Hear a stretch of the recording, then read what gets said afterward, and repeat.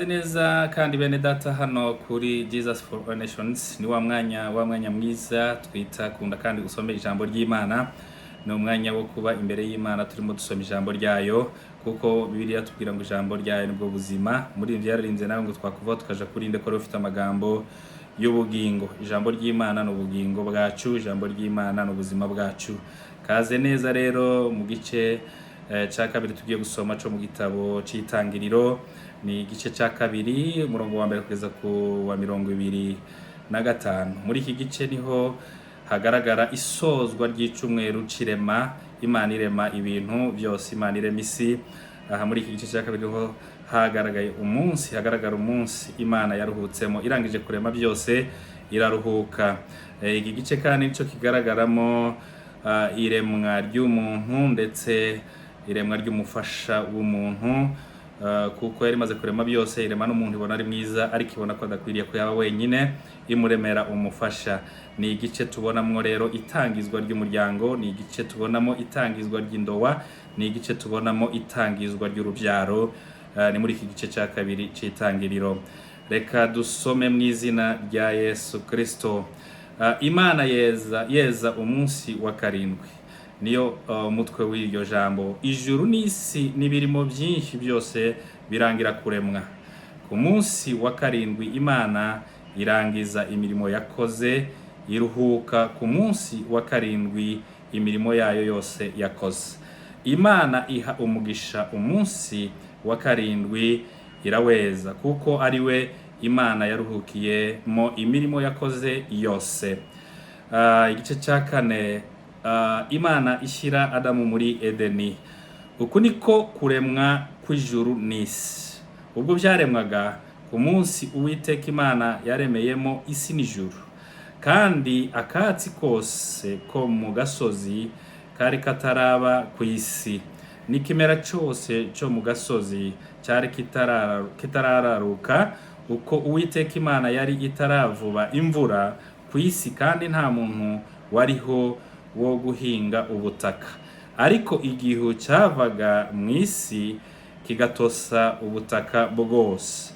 Uwiteka Imana irema umuntu mu mukungugu wo hasi, imuhumekera mu mazuru umwuka w'ubugingo, umuntu ahinduka ubugingo buzima. Umurongo wa 8. Uwiteka Imana ikeba ingobyi muri Edeni mu ruhande rw'iburasirazuba, yishyiramo umuntu yaremye.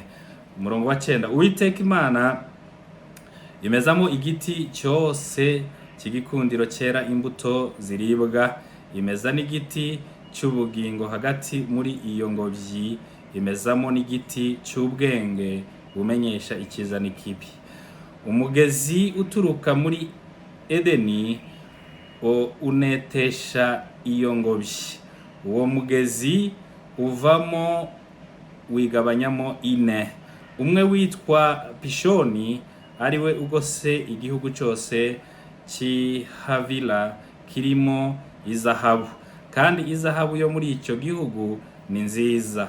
Iyo niho hari ubushishi buva ku giti bwitwa budola n'amabuye yitwa shohamu. Undi witwa Gihoni, ariwe ugose igihugu cyose cy'Ikushi.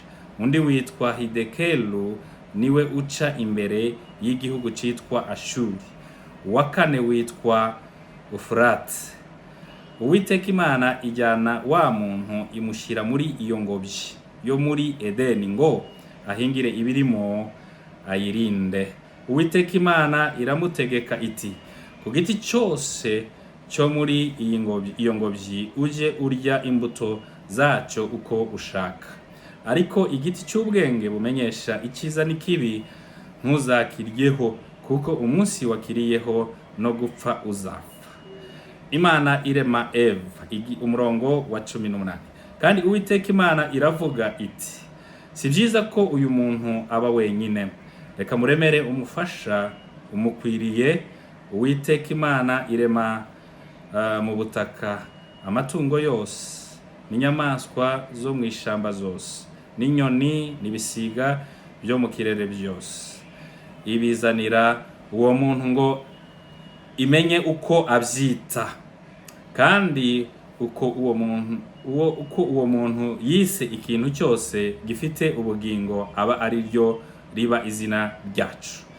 Uwo muntu yita amatungo yose n'inyoni n'ibisiga byo mu kirere n'inyamaswa zo mu ishamba zose, ariko umufasha umukwiriye yari ataraboneka. Uwiteka Imana isinziriza uwo muntu imucura ubuticura, arasinzira imukuramo urubavu rumwe ihasubiza inyama. Urwo rubavu Uwiteka Imana yakuye muri uwo muntu iruhindura umugore imushyira uwo muntu. Aravuga ati, uyu ni igufwa ryo mu magufwa yanjye n'akara ko mu mara yanjye, azitwa umugore kuko yakuwe mu mugabo. Nicyo gituma umuntu azasiga se na nyina akabana n'umugore we akaramata, bombi bakaba umubiri umwe. Kandi uwo mugabo n'umugore we bombi bari bambaye ubusa, ntibakorwa n'isoni. Amen. Icyo nicyo igice cya kabiri gifite imirongo kuva ku wa mbere kugera ku wa 25. Bene data, twongeye kubifuriza kumva no gusobanukirwa neza ijambo ry'Imana no kurikunda no kurisoma. Hano twasanzemo iremwa ry'umuntu, twasanzemo isozwa ry'icyumweru, Imana aho yagiye irema ibintu, dusangamo iremwa ry'umugore. Tubona naho Imana yakuye umugore, iravuga ngo babe umuntu umwe. Imiryango yose turayifuriza kuba umuntu umwe, imiryango yose turayifuriza kuba mu bumwe no kuba mu bwiza bw'Imana, kuko umuryango watangijwe n'Imana, umuryango wasizwe ubwiza bw'Imana. Aho twashoreje mu gice cya 25 havuze ngo, kandi uwo mugabo n'umugore we bombi bari bambaye ubusa, ntibakorwa n'isoni. Bari batwikijwe n'umuryango wari utikijwe n'ubwiza bw'Imana, ntibabonaga isoni, ntibari bafite isoni kuko icyaha cyari kitarinjira, bari batwikijwe n'ubwiza bw'Imana. Imana igire neza imiryango, Imana ibane n'imiryango, Imana ibane n'abashakanye, Imana ikomezanye n'abashakanye, ibambike ubwiza butuma badakorwa n'isoni, ibambike ubwiza butuma babana mu rukundo no mu munezero w'Imana. Murakoze cyane, Imana ibagire neza kandi ibane namwe muri uyu mwanya wakunda kandi usome ijambo ry'Imana. Tubifurije umunsi mwiza n'icyumweru cyiza. Amen.